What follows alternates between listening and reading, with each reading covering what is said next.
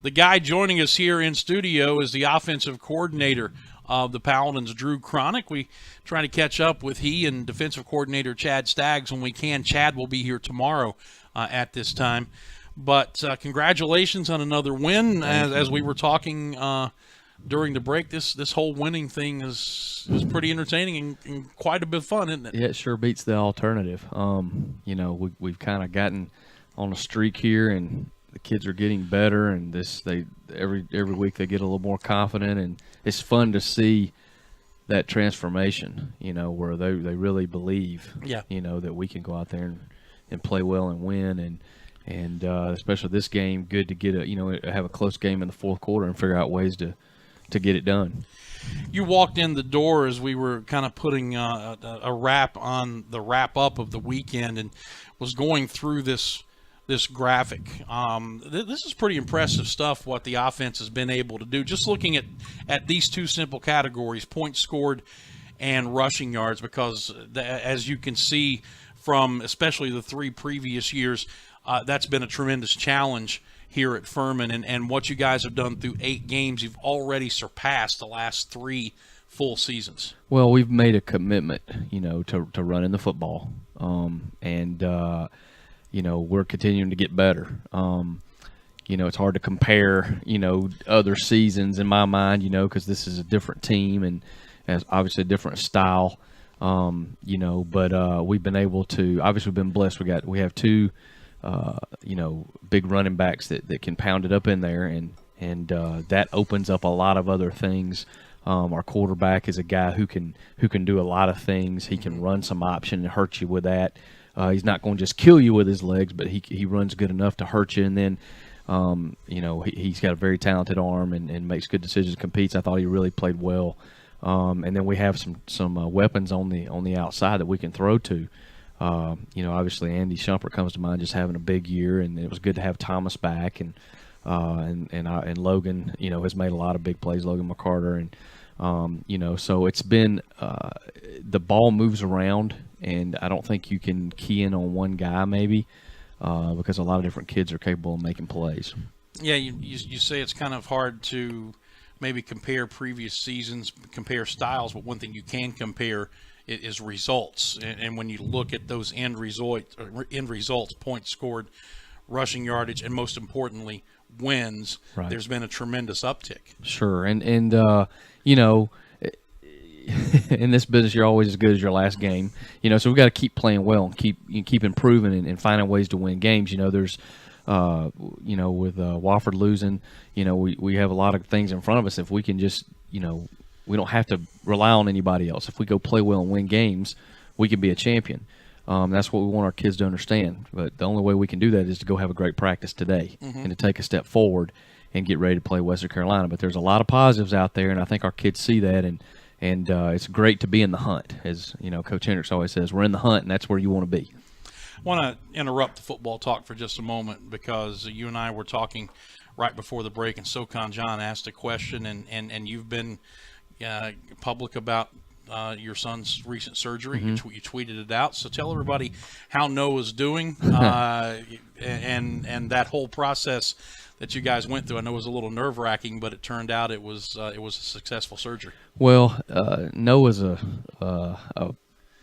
really neat little boy, and he's been a blessing in our lives. When he was born, he had a stroke, and he has cerebral palsy, and so a lot of physical handicaps. And here in the last 6 months or so, his spine had really gotten curved, a scoliosis type thing, where his spine had really gotten curved, and so we had to go and do some surgery and straighten that spine out and put there's all kinds of hardware in his back, screws and metal and all that.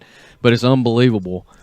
He's 3 inches taller now, and he's straighter. He's looking good. But it was a tough surgery, and we were dreading it, and because you don't want nobody wants any of their children to ever have to have to go through hard things, but man, we were covered in prayer, and it just went as good as it could possibly go. So I appreciate everybody's thoughts and prayers there. And I mean, he's looking good. It's going to take some healing, but I'm glad to have that behind us and see him doing so well. Yeah, now he's going to be a lot of fun going through airport metal. No doubt, he's going to set up all the beepers and all that. So, but man, what a blessing! I think it's made me a better man.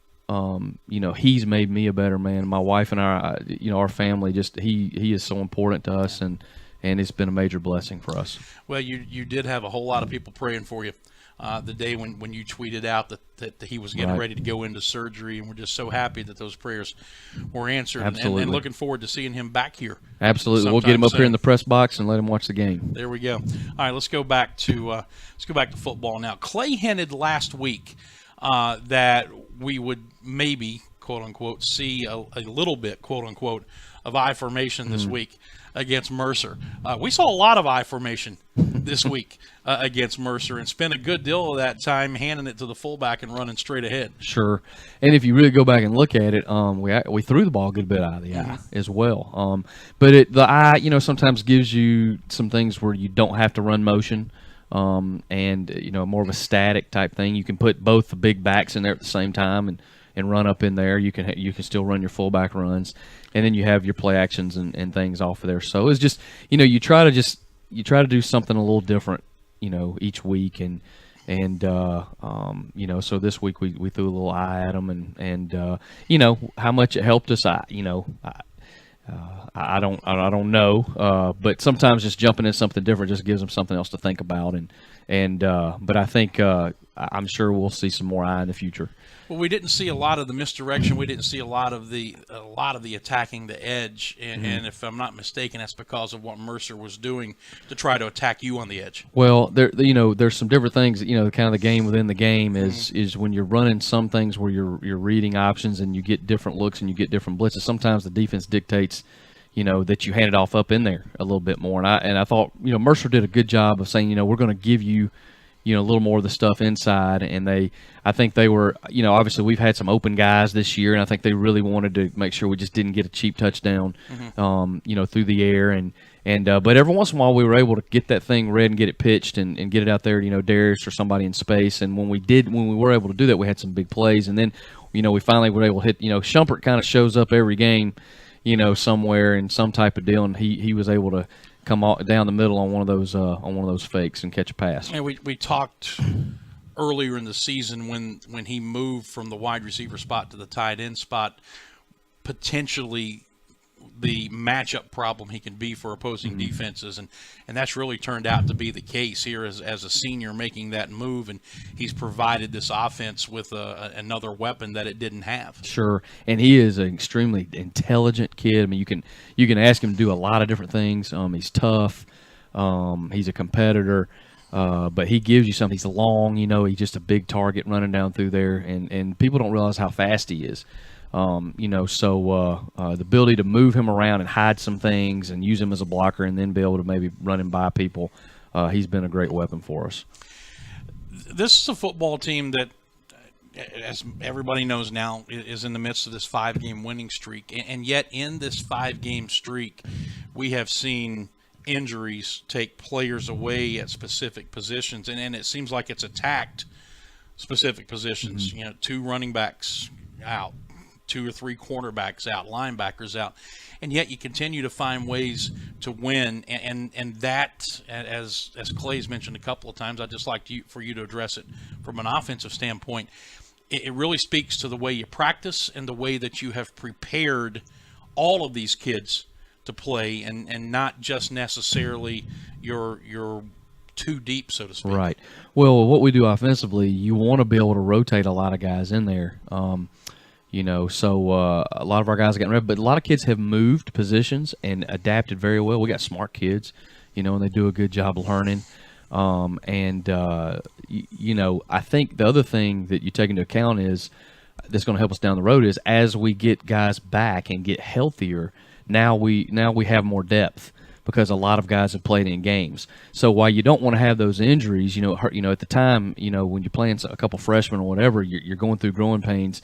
Once you get everybody back, you feel like now, hey, we've created some depth. I feel like we're starting to get to that point a little bit. We're getting some guys back on both sides of the ball, and maybe that helps you down the stretch to have a lot of guys who played. Yeah, and you're throwing a halfback option pass with a kid who has played very little football for Furman this year. Yeah. Avery Armstrong. And I'll tell you, Avery, has gotten so much better. We moved him from quarterback out to our flanker position and moved him around. He had to play a little bit of that tailback for us this past week, and he has really done a good job. And he's had a couple. I think he had a little bit of an ankle in the preseason, and then had another injury that has probably kept him from getting more reps as we've gotten to this point. But he's done a good job. He'll block and he can run around. So he's another guy you may see a little bit more of.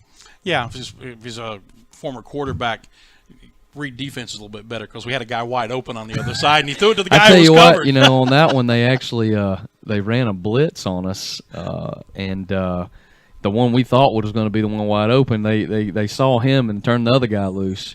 So but we did get a positive play. We got an interference call out of it, so it worked out. This is Drew Cronic. He's the offensive coordinator here at Furman Paladins, a 28-21 win over Mercer on Saturday, win number 5 in a row. Now 5-3 overall, 1 win away from guaranteeing a winning season, which is one of the goals along the way, not the ultimate goal, but one of the goals along the way. And now 4-1 in Southern Conference play, tied atop the league with Wofford and Western Carolina. The previous 4 games have been blowouts. And so here we are in a close game. And as we kind of talked about before, the 2 closest games we've played were the first 2 games of the season, lost both of those in the last play of the game. From your standpoint, how important was it to be in another close game and for these kids to win one? I think it's huge.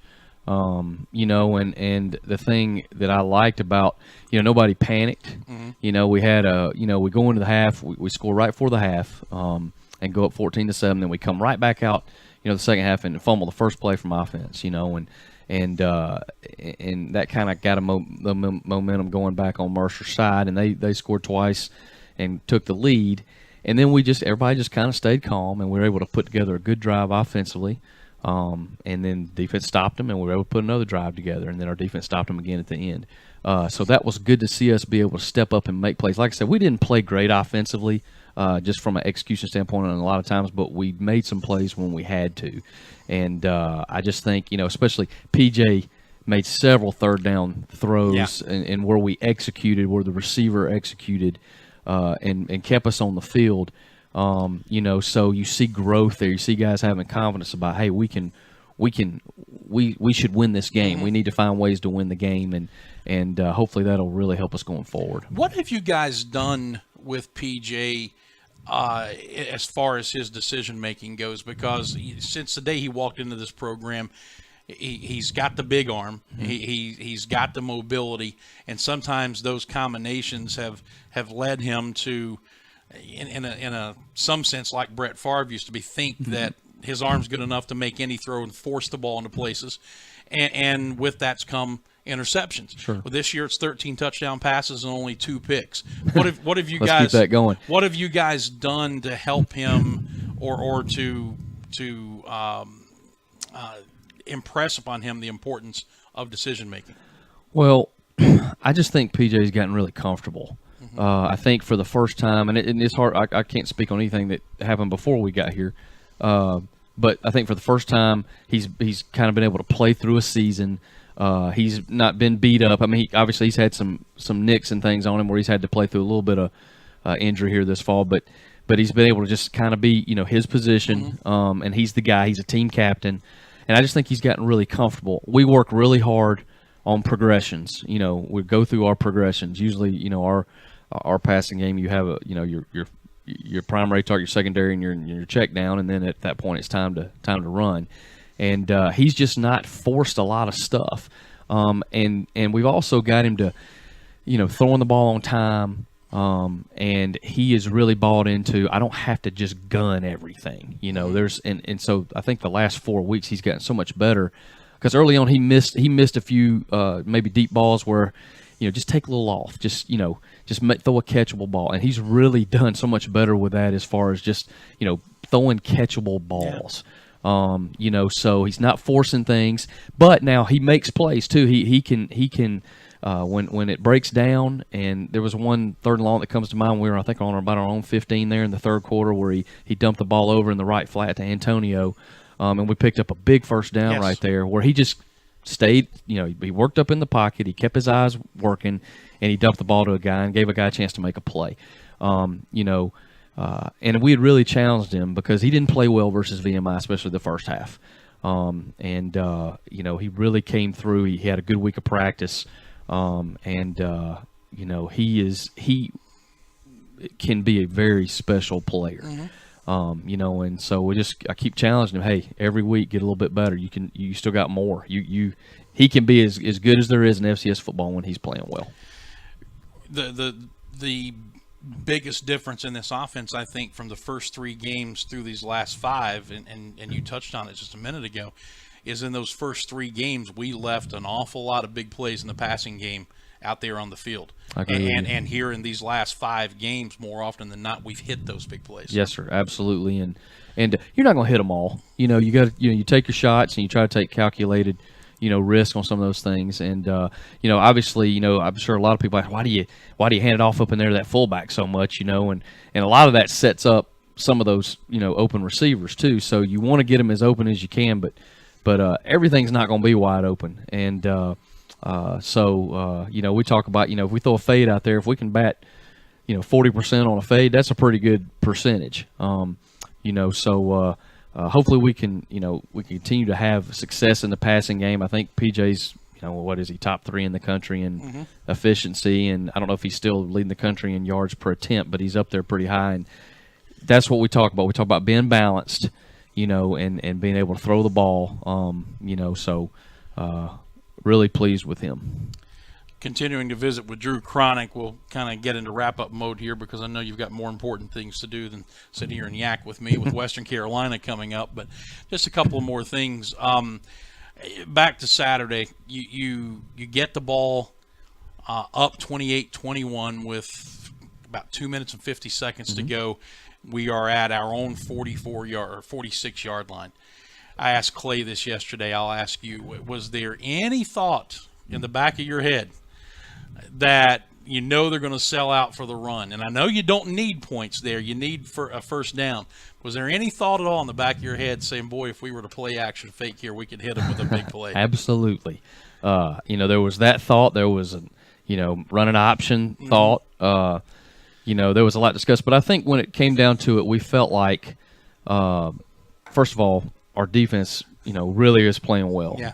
So you didn't want to give them anything stupid right there, anything dumb. Just put your ball on the ground or have a ball get tipped up in the air and get picked off. And when we had a chance, that last one we ran, we trapped them, and it about popped for the first down. So you're trying to be aggressive at the same time. You also hey, our defense is playing good, and so you don't want to put yourself in a bad situation. So yeah, all those thoughts went through our heads at that time, and we went, we stayed a little conservative there, but it worked out. So yeah, well, again, I asked Clay the same thing last night, and I'll tell you what I told him. It's not a second guess. It's just why I could probably never be a head coach, because that's the kind of thing I would do regularly, Sure. and I get fired when they backfired a lot. And next time in that situation, you never know. We may go crazy right there. Well, what was funny when I asked Clay about it, I phrased the question the same way. Was there any thought about it? And his response was, there might have been some thought about it, but there wasn't a whole lot of discussion.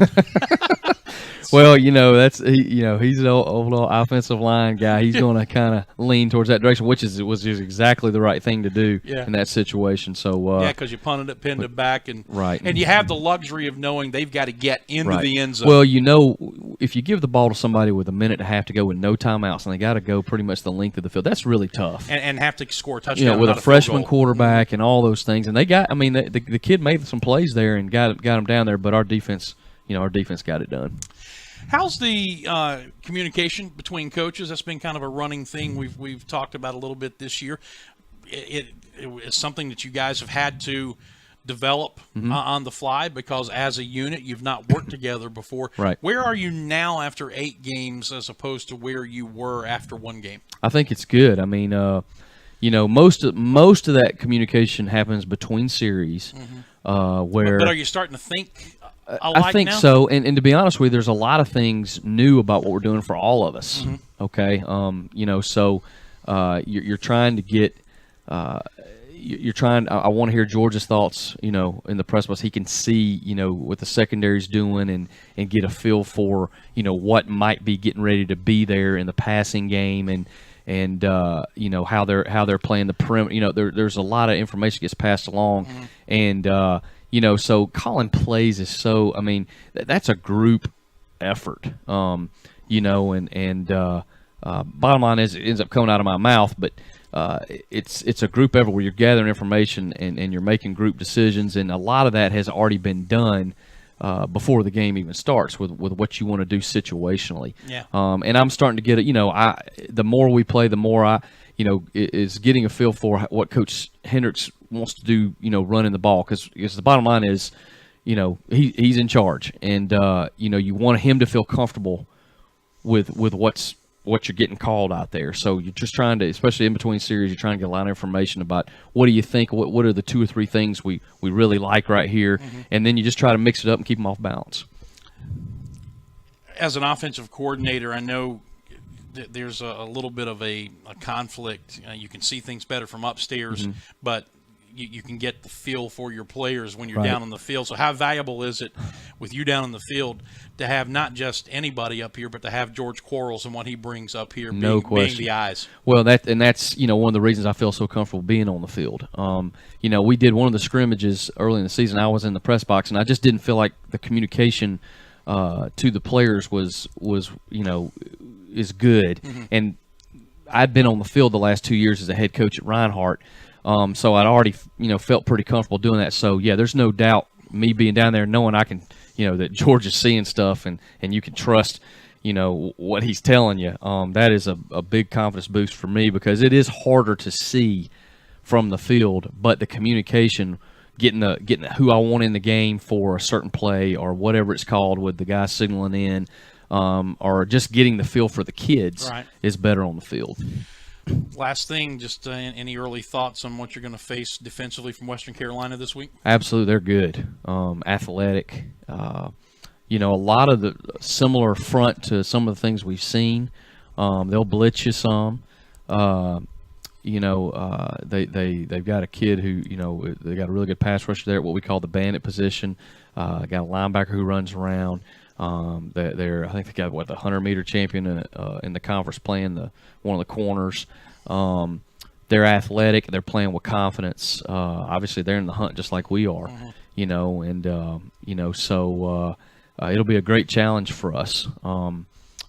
They're well coached, good staff up there, good guys. So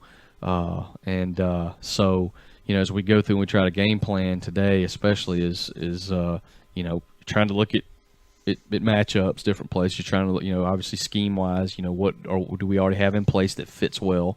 What wrinkle or two do you want to put in? But bottom line is you got to take the right step. You got to put your hat in the right place. You got to go through your reads. We got to block, we got to throw, we got to catch, got to take care of the ball. It really, once you kind of look at that, it really becomes more of let's worry about us. Yeah. And let's worry about Furman getting better on offense. And no matter who we play, we got to keep moving forward to do that.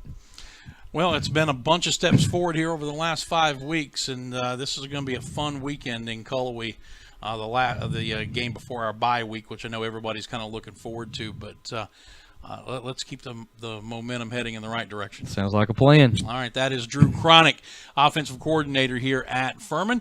When we come back, we'll widen the scope in the world of college football. It's a big, big weekend, and a lot of familiar names to the top 25 are now on the outside looking in. We'll get into that and a lot more when we return. This is the Dan Scott Show. Don't go away.